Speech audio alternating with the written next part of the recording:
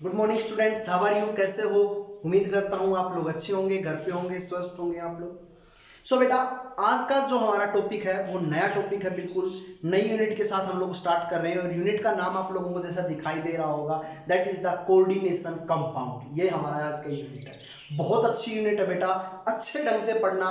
Maximum number की unit आती है और एक रत्ती भर भी छोटा सा क्वेश्चन गलती होने की गुंजाइश नहीं है। सभी क्वेश्चन आप लोग ठीक ढंग से करोगे, अच्छे ढंग से करोगे इस यूनिट के अंदर आप लोग।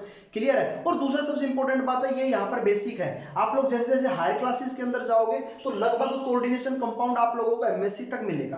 क्लियर है? आप लोगों को बहुत इंटरेस्टिंग यूनिट है, तो आपने कॉन्सेप्ट यहीं से क्लियर करते हुए आप लोग चलिए, बहुत अच्छी यूनिट, बहुत मजा आएगा। तो सबसे पहले बात करते हैं कि बेटा कोऑर्डिनेशन कंपाउंड्स होते क्या है। क्लियर है आप लोगों को? सो कोऑर्डिनेशन कंपाउंड्स की अगर मैं आप लोगों से यहाँ पर बात करूं, ये वो कंपाउंड्स होते हैं या ये वो कॉम्प्लेक्स कंपाउंड होते हैं, ये वो कॉम्प्लेक्स कंपाउंड होते हैं जिनके अंदर कोऑर्डिनेट बॉन्ड प्रेजेंट होता है। कौन सा बॉन्ड प्रेजेंट होता है बेटा? कोऑर्डिनेट बॉन्ड प्रेजेंट होता है। क्लियर है? अब बात आती है कि कोऑर्डिनेट बॉन्ड होता क्या है, जरा देखिए इस बात को। कि आप लोगों को पता है, एक होता है मेरे पास कोवलेंट बॉन्ड। क्लियर है? दूसरा बेटा मेरे पास होता है यहां पर आयोनिक बॉन्ड। कौन सा बॉन्ड? और तीसरे बेटा तरह का जो बॉन्ड होता है that is the coordinate bond, या कुछ लोग इसको बेटा डेटिव बॉन्ड भी बोलते हैं। कौन सा बॉन्ड बोलते हैं बेटा? Dative bond. क्लियर है आप लोगों को? कौन सा बॉन्ड बोलते हैं? Dative bond. ये जो कोवलेंट बॉन्ड आप लोगों को पता है कैसे बनता है? Sharing of electrons. Ionic bond कैसे बनता है? Transfer of electron, complete transfer of electron से। वहीं पर कोऑर्डिनेट जो बॉन्ड बनता है वो किससे बनता है? Donation of lone pairs. Donation of lone pairs. Clear है आप लोगों को? फॉर एग्जांपल जरा देखिए, मान लो मेरे पास कोई भी एक कंपाउंड है। क्लियर आप लोगों को? और उस कंपाउंड के अंदर आप लोगों के पास एक लोन पेयर है। अब लोन पेयर क्या होते हैं? ये वो इलेक्ट्रॉन्स पेयर होते हैं जो बॉन्डिंग के अंदर पार्टिसिपेट नहीं करते, जो बॉन्डिंग के अंदर पार्टिसिपेट नहीं करते। क्लियर है? जरा देखिए, नाइट्रोजन है, क्लियर है, या अमोनिया मान लेते हैं। तो अमोनिया के ऊपर आपको पता है ये क्या कहलाएगा? लोन पेयर कहलाएगा। अरे बताओ, OH के ऊपर ये क्या कहलाएंगे? लोन पेयर कहलाएंगे। H2 के ऊपर ये क्या कहलाएंगे? लोन पेयर्स कहलाएंगे। आप लोगों को पता है ना कि ये इलेक्ट्रॉन्स में पार्टी, ये जो लिख रहा हूं यहां पर, ये दिखाई दे रहे हैं आप लोगों को, ये वो इलेक्ट्रॉन पेयर है जो बॉन्डिंग के अंदर पार्टिसिपेट नहीं करते। एक लोन पेयर के अंदर दो इलेक्ट्रॉन्स होते हैं। क्लियर है आप लोगों को? अब ये कैसे पता चलेगा कितने होते हैं? तो बेटा देखिए, नाइट्रोजन की वैलेंस शेल के अंदर आप लोगों को पता है कितने इलेक्ट्रॉन्स होते हैं? 5 होते हैं। 5 इलेक्ट्रॉन रखा। हाइड्रोजन यहां पर, ये इसके साथ बॉन्ड बनाएंगे। अरे बोलिए, तो ये क्या इलेक्ट्रॉन्स पार्टिसिपेट किए कहीं बॉन्डिंग पे? नहीं किए, तो ये क्या कहलाएंगे? Lone pair. ऑक्सीजन की तरफ देखिए, 6 इलेक्ट्रॉन्स होते हैं। ये हाइड्रोजन की तरफ देखो क्या बनाएंगे? बॉन्ड बनाएंगे। तो ये क्या बचे जो बॉन्डिंग में पार्टिसिपेट नहीं कर रहे? लोन पेयर बचे। क्लियर है आप लोगों को? लोन पेयर समझ में आया? तो अगर किसी के पास लोन पेयर है तो ये लोन पेयर अगर ये किसी को डोनेट करते हैं, और किसको डोनेट करेंगे? जो इलेक्ट्रॉन्स का भूखा होगा, मींस जिसको इलेक्ट्रॉन्स चाहिए होंगे। और वो इलेक्ट्रॉन्स किसको चाहिए होंगे? जिसके पास क्या होंगे बेटा? Vacant orbitals. क्या होंगे बेटा? बोलिए। वैकेंट ऑर्बिटल्स होंगे, या जिनके ऊपर क्या चार्ज होगा? पॉजिटिव चार्ज होगा। अरे मानते हो? या जिनके ऊपर पॉजिटिव चार्ज होगा, या जिनके पास क्या होंगे? वैकेंट ऑर्बिटल्स प्रेजेंट होंगे। ये उनको अपना लोन पेयर क्या कर देंगे? डोनेट कर देंगे। और लोन पेयर डोनेट करके एक बॉन्ड बनाएंगे, और उस बॉन्ड को हम लोग कौन सा बॉन्ड बोलेंगे बेटा? बताइए। कोऑर्डिनेट बॉन्ड बोलेंगे। क्लियर है आप लोगों को? क्या बोलेंगे उसको? Coordinate bond. जरा देखिए, एक एग्जांपल से समझिए। मेरे पास BF3, अगर मैं इसकी रिएक्शन अमोनिया के साथ करवाता हूं, क्लियर है? तो देखो, BF3 जो है इसके पास इलेक्ट्रॉन्स पूरे नहीं है, 8 इलेक्ट्रॉन्स नहीं है, इसके पास 6 इलेक्ट्रॉन है। ये एक इलेक्ट्रॉन डेफिशिएंट कंपाउंड है। कैसे? देखिए बेटा, 3 फ्लोरीन देगा, 3 बोरॉन की वैलेंस शेल के अंदर इलेक्ट्रॉन्स। तो टोटल कितने हो गए, 6 इलेक्ट्रॉन्स हो गए। चाहिए कितने इसको, 8 पूरे करने, तो अभी इलेक्ट्रॉन्स की कमी है। तो ये क्या बोलेगा अमोनिया को कि मैडम जी आप मुझे अपने इलेक्ट्रॉन्स क्या अपने लोन पेयर को डोनेट कर सकती हो। तो अमोनिया बोलती है हाँ बिल्कुल कर सकती हूँ, लेकिन मैं क्या बनाऊंगी, तेरे साथ मिलकर कोऑर्डिनेट बॉन्ड बनाऊंगी। क्लियर है। तो इस प्रकार से जब ये रिएक्ट करते हैं तो BF3 और अमोनिया के बीच में जो ये बॉन्ड बना, इस बॉन्ड को हम कौन सा बॉन्ड बोलेंगे बेटा, कोऑर्डिनेट बॉन्ड। क्या बोलेंगे बेटा जरा बताइए, कोऑर्डिनेट बॉन्ड बोलेंगे। क्लियर है। कोऑर्डिनेट बॉन्ड को हम लोग एक एरो से शो करते हैं। किससे शो करते हैं बेटा, एरो से। एरो का एक हेड पार्ट होता है और दूसरा बेटा टेल पार्ट होता है। एक हेड होता है, दूसरा क्या होता है, टेल पार्ट। हेड पार्ट उस साइड होगा जहां पर इलेक्ट्रॉन्स जाएंगे और टेल जहां से इलेक्ट्रॉन्स जाएंगे। क्लियर है आप लोगों को। तो अमोनिया ने अपन इलेक्ट्रॉन लॉस किए, तो यहां से गए तो टेल पार्ट इधर, और कहां पर गए, BF3 के पास गए, तो एरो का हेड इस साइड हो गया। क्लियर है आप लोगों को। तो ये हमारे पास कुछ कोऑर्डिनेट बॉन्ड से रिलेटेड बातें थी जैसे मैंने आप लोगों को बताया। दूसरा, कोऑर्डिनेट बॉन्ड को लिखने का एक तरीका और होता है। अगर मैं आप लोगों से कहूं कि ये एक कोऑर्डिनेट बॉन्ड है, तो आप इसको एक सिंपल एरो से दिखा सकते हो। कई बार एरो से ना दिखाकर एक सिंपल लाइन से दिखाते हैं, और लाइन के जिधर इलेक्ट्रॉन्स गए हैं उधर नेगेटिव और उसके साथ क्या चार्ज, पॉजिटिव। अगर मैं ऐसे भी दिखाता हूं, मींस आयोनिक की फॉर्म में और कोवलेंट दोनों की फॉर्म में दिखाता हूं, तो वो भी किसका सिंबल माना जाता है, कि कोऑर्डिनेट बॉन्ड का सिंबल माना जाता है। क्लियर है। फॉर एग्जांपल, अगर आप लोगों ने 11th क्लास के अंदर लुईस डॉट स्ट्रक्चर्स बनाए होंगे, तो आप लोगों को कोऑर्डिनेट बॉन्ड के बारे में बहुत अच्छे से नॉलेज हो गई होगी। और वो कैसे होगी जरा देखते हैं उस बात को। आप लोग CO कार्बन मोनोऑक्साइड का लुईस डॉट स्ट्रक्चर बना के देखिए। आप लोग देखिए कार्बन मोनोऑक्साइड का लुईस डॉट स्ट्रक्चर, C और O। ऑक्सीजन की वैलेंस सेल के अंदर बेटा कितने इलेक्ट्रॉन, 6। कार्बन की वैलेंस सेल के अंदर बेटा कितने इलेक्ट्रॉन, 4। अब दोनों एलिमेंट्स चाहते हैं कि हम अपने ऑक्टेट को क्या कर लें, कंप्लीट कर लें। तो बेटा सबसे पहले तो ये डबल बॉन्ड बनाएंगे। तो 2 2 4 2 6 और 2 8। ऑक्सीजन के तो 8 पूरे हो गए। क्लियर है आप लोगों को। अरे जरा देखिए, ऑक्सीजन के 8 पूरे हो गए, तो कार्बन के यहां पर कितने में, 2 तो इस बॉन्ड के अंदर, 2 इस बॉन्ड के अंदर, 4 और 2 ये 6। अभी भी इसको कितने इलेक्ट्रॉन्स की रिक्वायरमेंट है, 2 इलेक्ट्रॉन्स की रिक्वायरमेंट है अपने ऑक्टेट को पूरा करने के लिए। तो ऑक्सीजन क्या करता है, अपने इन लोन पेयर को किसको डोनेट करता है, कार्बन को। तो कार्बन को डोनेट करेगा, तो अब इसका जो स्ट्रक्चर बना वो कुछ इस प्रकार से बना। अरे जरा देखिए, तो अब जरा देखिए, इसके भी 8 पूरे और इसके भी 8 पूरे। हाँ एक बात और, कोऑर्डिनेट बॉन्ड के अंदर जो लोन पेयर ट्रांसफर होते हैं, ध्यान से देखना, कोऑर्डिनेट बॉन्ड के अंदर जो लोन पेयर ट्रांसफर होते हैं, वो लोन पेयर के इलेक्ट्रॉन जहां से गए हैं और जहां पर गए हैं, दोनों जगह क्या होंगे बेटा, काउंट होंगे। क्लियर है आप लोगों को, मेरी बात समझ में आ गई। तो देखिए बेटा, 2 4 6 8, 2 4 6 और 2 8, दोनों के 8 8 पूरे हो गए। तो इस प्रकार से हम बोल सकते हैं कि ये हमारे कैसा एक कोऑर्डिनेट बॉन्ड है। अभी मैंने एक बताया था, इसको हम ऐसे तो लिख सकते हैं, ट्रिपल बॉन्ड, यहां पर गया है नेगेटिव और यहां पर क्या गया है, पॉजिटिव। क्लियर आप लोगों को। तो लेकिन ये स्ट्रक्चर थोड़ा सा लेस स्टेबल है as comparison to this structure. Why I am saying this, मैं ऐसा क्यों कह रहा हूं, क्योंकि बेटा कार्बन आप लोगों को पता है लेस इलेक्ट्रोनेगेटिव है as comparison to oxygen, so it can not accommodate the negative charge. इस वजह से हम लोग कह सकते हैं, तो ज्यादातर हम CO के स्ट्रक्चर को ऐसे ही दिखाते हैं। क्लियर है आप लोगों को, बात समझ में आई। तो कोऑर्डिनेट बॉन्ड का क्या सिस्टम है, क्या चीज होती है, आप लोगों को समझ में आई, कोऑर्डिनेशन बॉन्ड। तो अब बात करते हैं कोऑर्डिनेशन कंपाउंड्स की। क्लियर है, तो जरा देखिए कोऑर्डिनेशन कंपाउंड। सो मैंने कहा कोऑर्डिनेशन कंपाउंड्स क्या होते हैं। कोऑर्डिनेशन कंपाउंड्स वो कंपाउंड्स होते हैं जिनके बीच में कैसा बॉन्ड होगा बेटा, बताओ, कोऑर्डिनेट बॉन्ड होगा। कैसा बॉन्ड होगा बेटा, कोऑर्डिनेट बॉन्ड होगा। क्लियर है आप लोगों को, समझ में आ गई। चलो भाई, कंपाउंड लिखता हूं, that is the CONH3 thrice Cl3। ठीक है बेटा, ये मैंने कंपाउंड लिखा है। क्लियर है। अभी ये भी छोड़ो तुम, इसको भी मत लिखो, थोड़ा कॉम्प्लेक्स हो जाएगा। CONH3 3 पॉजिटिव, 3 पॉजिटिव को भी छोड़ो, हम लोग यहां पर लिख देते हैं Cl3, ये लिख देता हूं। क्लियर आप लोगों को। अब ये एक कोऑर्डिनेशन कंपाउंड है।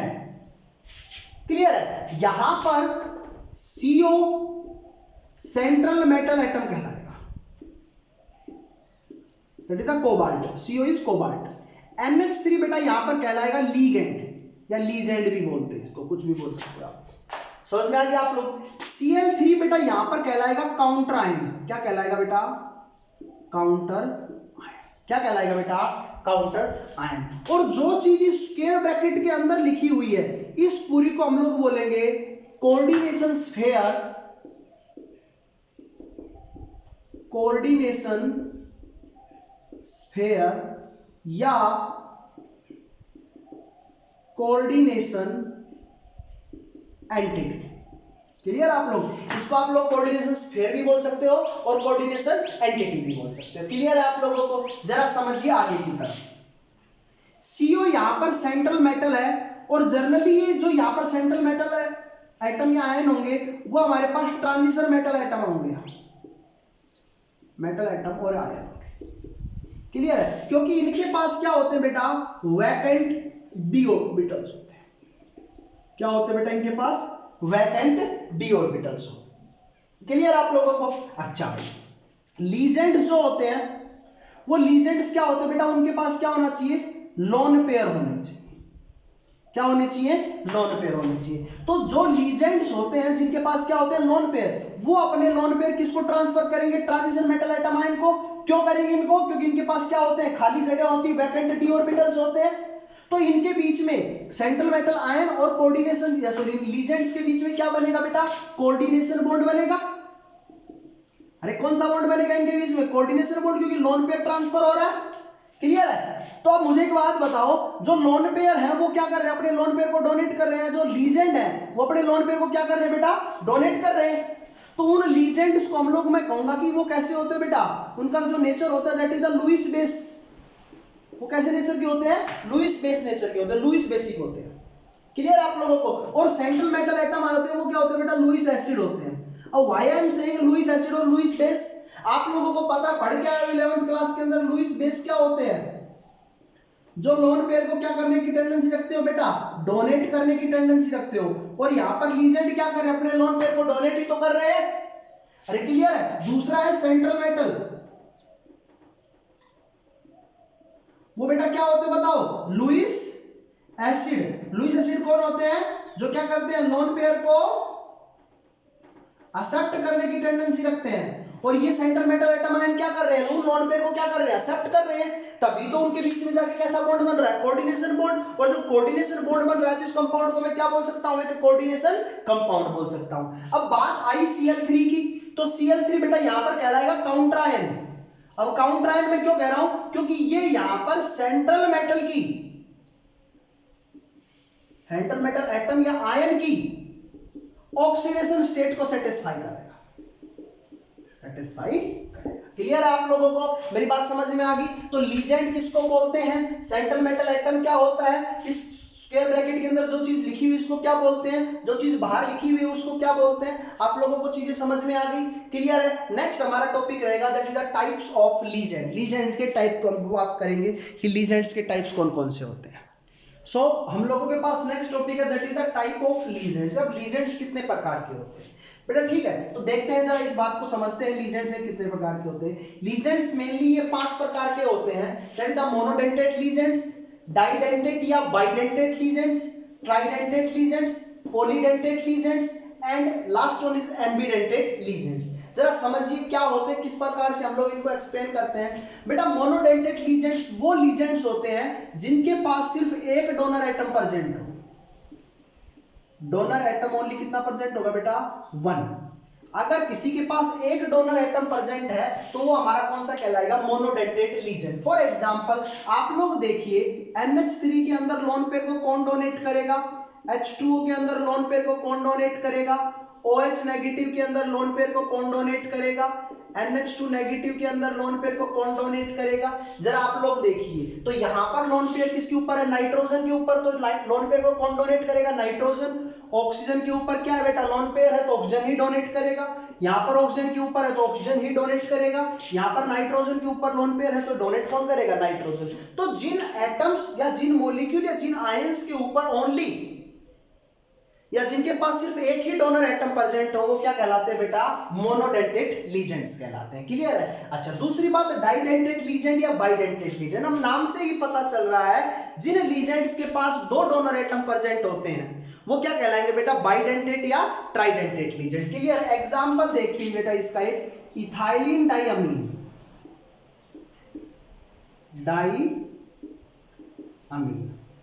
The formula is NH2 CH2 CH2 and NH2। तो ये एक पूरा मॉलिक्यूल हो गया। अब इस पूरे मॉलिक्यूल में कितने डोनर एटम है, एक तो इस साइड नाइट्रोजन प्रेजेंट है, दूसरा इस साइड नाइट्रोजन प्रेजेंट है, तो टोटल इसमें कितने डोनर एटम है, दो डोनर एटम है। जो दो डोनर एटम अपने लोन पेयर को क्या कर सकते हैं, डोनेट कर सकते हैं, किसको, सेंट्रल मेटल एटम को। तो ये क्या कहलाएगा हमारे पास, बोली क्या कहलाएगा बेटा, डाइडेंटेट या बाइडेंटेट लीजेंड। फॉर एग्जांपल, एक एग्जांपल और देख लीजिए, oxalato ion, oxalato ion C+O negative and C+O negative. अब नेगेटिव चार्ज इस ऑक्सीजन के ऊपर और इस ऑक्सीजन के ऊपर ही तो है। अरे बताओ, इन्हीं के ऊपर तो नेगेटिव चार्ज है, तो मींस लोन पेयर को कौन डोनेट कर सकता है, यही तो इलेक्ट्रॉन्स को क्यों डोनेट कर सकते हैं भाई, नेगेटिव चार्ज इनके ऊपर है तो मींस इलेक्ट्रॉन की डेंसिटी इसी ऑक्सीजन के ऊपर सबसे ज्यादा है, तो यही डोनेट करेंगे। तो इसका मतलब इस एक मॉलिक्यूल के अंदर, ऑक्सीलेटो आयन के अंदर कितने डोनर एटम है, दो है, तो ये भी किसका एग्जांपल कहलाएगा, डाइडेंटेट का या बाइडेंटेट लीजेंड का एग्जांपल कहलाएगा। तो दोनों डेफिनेशन क्लियर हुई। मोनोडेंटेट क्या होता है और बाइडेंटेट क्या होता है। मोनोडेंटेट क्या होता है, जिसके पास एक डोनर एटम होता है। बाइडेंटेट क्या होता है, जिसके पास दो डोनर एटम होते हैं। तो तीसरा आप लोगों को क्लियर हो ही गया होगा, ट्राइडेंटेट लीजेंड्स क्या होते हैं, जिनके पास तीन डोनर एटम होंगे। और एग्जांपल लिख लीजिए बेटा इसका, डाइईन, क्या लिखेंगे, डाइईन। अब देखो इथाइलिन डाइअमीन की को बोलते हैं हम, कॉमनली बोलते हैं ईन बोलते हैं, क्या बोलते हैं इसको, ईन। अभी मैंने क्या बोला, डाइईन, तो मतलब ऐसी कितनी यूनिट जुड़ी हुई होंगी, दो यूनिट जुड़ी हुई होंगी। चलो भाई जोड़ के देखते हैं। अपने पास NH CH2 CH2 NH2 CH2 CH2 और बेटा लास्ट क्या है, NH2। देखो एक यूनिट और ये दो यूनिट मैंने जोड़ी, और इस दोनों यूनिट के अंदर डोनर एटम्स कितने हैं बेटा बताइए, तीन डोनर एटम प्रेजेंट है, लोन पेयर तीनों के ऊपर प्रेजेंट है। तो इसका मतलब इसके अंदर कितने डोनर एटम प्रेजेंट है, तीन डोनर एटम प्रेजेंट है। तो ये हमारे पास क्या कहलाएगा, ट्राइडेंटेट लीजेंड। क्या कहलाएगा बेटा, बोलिए, ट्राइडेंटेट लीजेंड। क्लियर है आप लोगों को, अरे बोलिए। नेक्स्ट है बेटा पॉलीडेंटेट लीजेंड। अब पॉली नाम से पता चल रहा है लार्ज नंबर, अगर किसी के पास बहुत ज्यादा नंबर में एटम्स प्रेजेंट है जो लोन पेयर को इजीली डोनेट कर सकते हैं, तो वो कैसे लीजेंड्स कहलाएंगे, पॉलीडेंटेट लीजेंड्स कहलाएंगे। क्लियर है। तो जिसके पास दो या मैं कहता हूं ज्यादा, large number of donor atom present होते हैं, वो क्या कहलाएंगे, पॉलीडेंटेट लीजेंड। एग्जांपल लिख लीजिए बेटा इसका, EDTA, जिसका पूरा नाम लिख लो, ethylene diamine tetra acetate, ethylene diamine tetra acetate. तो देख लीजिए बेटा क्या लिखेंगे इसको, इथाइलिन डाइअमीन, हो गए, इसका H तो हटा देंगे, वैलेंसी 3 होगी, और CH3 C+O negative, CH3 C+O negative, CH2 C+O negative, CH2 C+O negative. 3 carbon की वैलेंसी 4 होती है ना, 2। क्लियर है। तो देखो लोन पेयर दो डोनर एटम तो ये हो गए, negative charge negative charge negative charge negative charge, तो 4 ही हो गए। टोटल कितने डोनर एटम हो गए इसमें, 6। तो मैं इसको क्या बोल सकता हूं, हेक्सा डेंटेट लीजेंड बोल सकता हूं। अरे बोलिए। और ये अगर मैं कहूं कि लार्ज नंबर भी है, तो इसको हम किस में यूज कर सकते हैं, पॉलीडेंटेट के अंदर भी यूज कर सकते हैं। क्लियर आप लोगों को। वैसे अगर स्पेसिफिक पूछे तो क्या होगा, हेक्साडेंटेट, क्योंकि इसके अंदर कितने डोनर एटम है, 6 डोनर एटम है। क्लियर आप लोगों को। तो इसको हम क्या बोलेंगे, हेक्साडेंटेट लीजेंड। क्लियर आप लोगों को। और लास्ट बचता है that is the ambidentate legend. अब एम्बीडेंटेट लीजेंड्स क्या होते हैं बेटा, ये वो लीजेंड होते हैं जिनके पास दो डोनर एटम होंगे, लेकिन at a same time, at a only one donor atom donate their lone pair,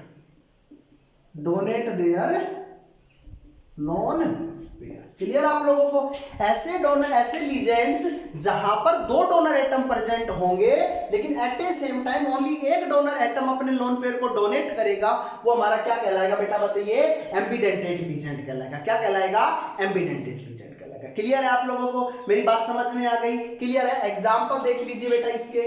example आप लोगों ने देखा होगा Cn नेगेटिव, तो अब N के ऊपर नेगेटिव चार्ज है ना, अरे बोलिए, तो यहां पर डोनर एटम कौन होगा? नाइट्रोजन। लेकिन अगर मैं लिखूं Nc नेगेटिव तो बताइए, समझ में आ गया आप लोगों को? एक एग्जांपल लिख लो NO2 और ONO।